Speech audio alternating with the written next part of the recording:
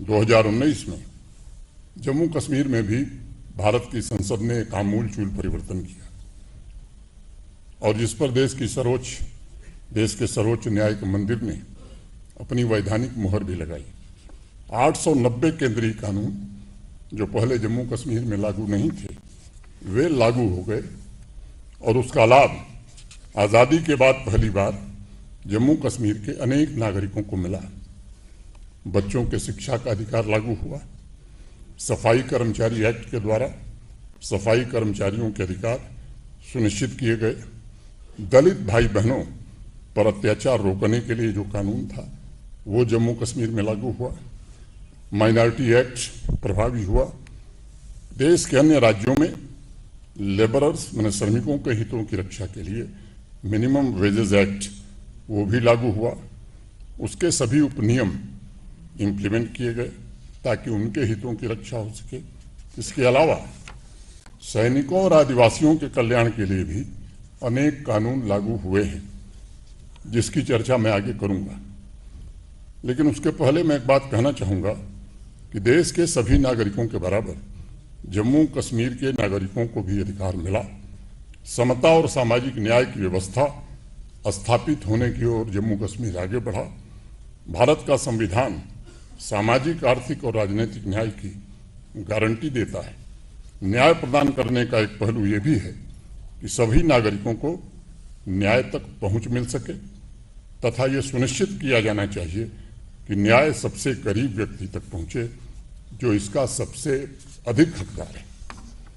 सभी नागरिकों को न्याय तक पहुंच प्रदान करने के संवैधानिक उद्देश्यों को पूरा करने के लिए देश की संसद ने लीगल सर्विसेज अथॉरिटी एक्ट 1987 पारित किया था, जिसका उद्देश्य समाज के कमजोर वर्गों को निःशुल्क और सक्षम लीगल सर्विसेज प्रदान करना था और ये सुनिश्चित करना कि आर्थिक या अन्य अक्षमताओं के कारण किसी भी नागरिक को न्याय प्राप्त करने के अवसरों से वंचित न होना पड़े।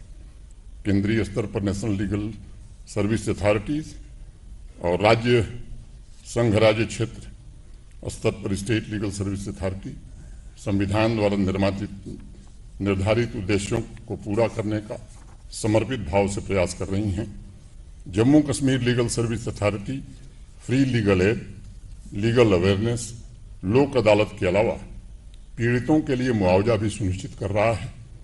वंचित समुदाय को फ्री लीगल एड प्रोवाइड करने के लिए एक डेडिकेटेड स्कीम भी जम्मू कश्मीर उच्च न्यायालय चला रहा है। आउटरीच प्रोग्राम कमजोर वर्ग जैसे ट्रांसजेंडर, सीनियर सिटीजन, आपदा पीड़ितों के लिए कानूनी प्रतिनिधित्व भी सुनिश्चित कर रहा है।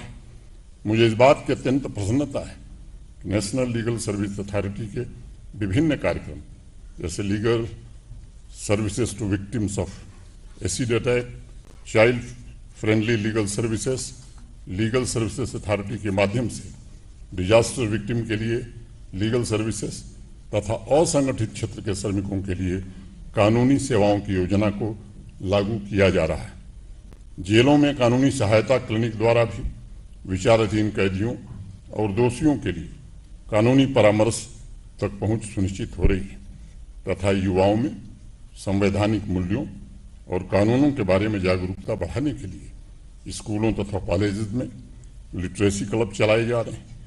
Jammu Kashmir legal service authority ने नेशनल लीगल सर्विस अथॉरिटी के तत्वावधान में 4 नई योजनाओं डॉन, जागृति, आशा तथा साथी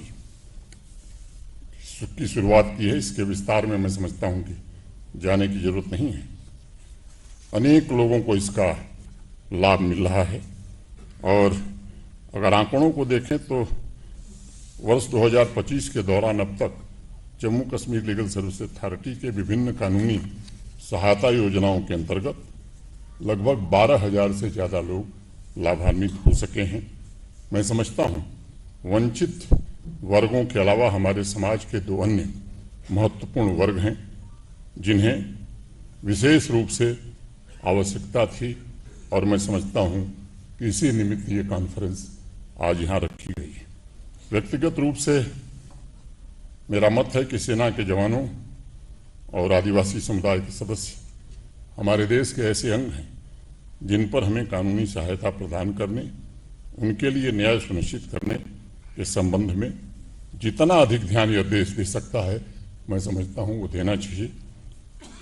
अब दुखद स्थिति ये थी कि सेना का जवान यहाँ अपनी जान तो दे सकता था, लेकिन एक झोपड़ी नहीं बना सकता था।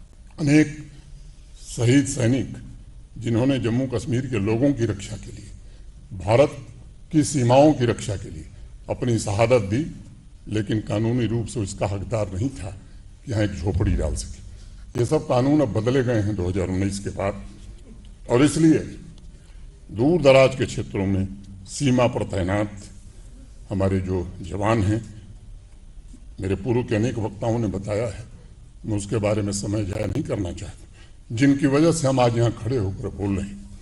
उनके अधिकारों के प्रति जितना जो ये आयोजन हुआ है, मैं आयोजन से जुड़े सभी लोगों का हृदय से अभिनंदन करना चाहता हूं और उम्मीद करता हूं कि जल्द से जल्द आज की कॉन्फ्रेंस में जो डिलीबरेशंस होंगे वो निश्चित रूप से कार्यान्वित करने की सफलता में मिल सकेंगे। लीगल सर्विस अथॉरिटी की भूमिका उनके अधिकारों की रक्षा करने, कानूनी रूप से उपलब्ध सुविधाएं प्रदान कराने में निश्चित रूप से मददगार होंगी। मेरा व्यक्तिगत विचार है कि हम अपनी बहादुर सेना के वीरों, वीरांगनाओं तथा उनके परिवारों का ऋण कभी चुका नहीं सकते, लेकिन उनके लिए न्याय और गरिमापूर्ण जीवन हम अगर सुनिश्चित करते हैं तो मैं समझता हूं कि उनके प्रति हम अपनी श्रद्धा व्यक्त कर पाएंगे। हमारे महान राष्ट्र का एक अत्यंत महत्वपूर्ण वर्ग आदिवासी समुदाय है।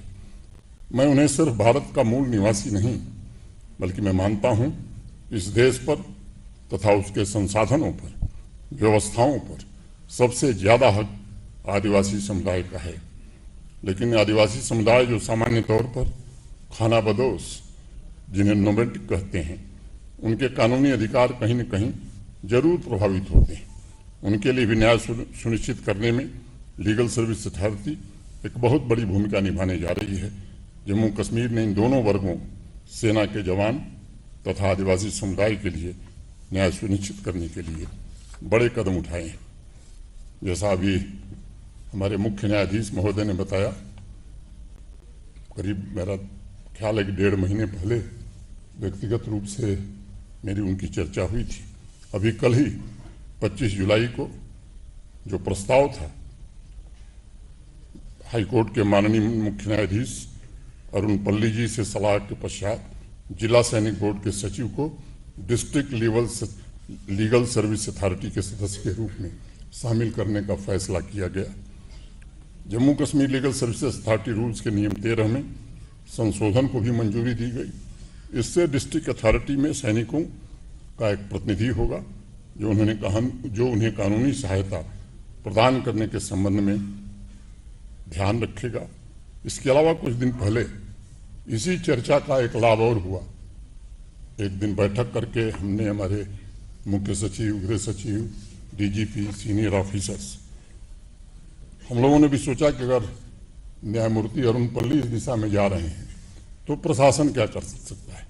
तो एक सैनिक सहायता सेल जम्मू कश्मीर के सेक्रेटेरिएट में श्रीनगर और जम्मू के बनाने का फैसला हम लोगों ने किया और ये तय किया कि जो सैनिक या आर्म्स या सीएपीएफ के जो लोग जम्मू कश्मीर में काम कर रहे हैं, उनके जो प्रशासनिक कार्य हैं देश के विभिन्न हिस्सों में, देश के विभिन्न राज्यों से आए हैं, उनके लिए एक सेल गठित करने का फैसला किया है और अधिकारियों को चिन्हित भी कर लिया गया है। और एक उसी में सेक्शन ये होगा जो जम्मू कश्मीर के निवासी हैं, देश के दूसरे हिस्सों में सेना में हैं या सीएपीएफ में हैं, उनके परिवार की समस्या को, चाहे वो पुलिस से संबंधित हो या सिविल एडमिनिस्ट्रेशन से, ये सेल उसको हल करने में पूरी मदद करेगी। एक डेडिकेटेड पोर्टल बनने का काम प्रारंभ हुआ है। मैं उम्मीद करता हूं कि ये सैनिक सहायता केंद्र एक डेडिकेटेड इंस्टीट्यूशनल मैकेनिज्म बन सके, इसकी हर कोशिश की जाएगी। तो इसके लिए भी मैं अरुण पल्ली साहब को विशेष रूप से बधाई देता हूं कि इनकी इस पहल से हम लोगों के भी ध्यान में आया कि हम भी कुछ कर सकते हैं। हम ये भी जानते हैं forest right act Jammu Kashmir में 14 साल तक लागू नहीं था। 2019 के बाद ये संभव हो पाया। जल, जंगल और जमीन पर उनका अधिकार सुनिश्चित किया जा रहा है। 2019 के बदलाव के बाद उनका पॉलिटिकल एम्पावरमेंट भी हुआ। असेंबली में सीटें उनके लिए रिजर्व की गई। सालों से उपेक्षा और भेदभाव के शिकार लाखों आदिवासी, इतिहास में पहली बार भारत के संविधान से बराबरी का हक उन्हें मिला। आरक्षण सहित अन्य व्यवस्थाएं उन्हें मिली। हमारे यहाँ उपनिषद में कहा गया, धर्मो विश्वस्य जगतः प्रतिष्ठा लोके धर्मिष्ठ प्रज्ञा उपजीवंती। न्याय द्वारा एक व्यक्ति जो अत्यंत असहाय है वह भी सबसे बलवान को परास्त कर सकता है। उसे आज मैं जम्मू कश्मीर में फलीभूत होते हुए देख रहा हूं। अपनी बात समाप्त करने से पहले मैं जरूर कहना चाहूंगा कि जम्मू कश्मीर तथा देश के सभी स्टेट लीगल सर्विस अथॉरिटीज से मेरा आग्रह होगा कि उन्हें सुनिश्चित करना चाहिए कि सेना के जवानों, आदिवासी समुदाय, वंचित और कमजोर वर्गों के पास हर संभव कानूनी सहायता समय से पहुंचे, ताकि उनका जीवन सुगम हो सके और उनके संविधान द्वारा प्रदत्त अधिकार सुरक्षित हो सकें।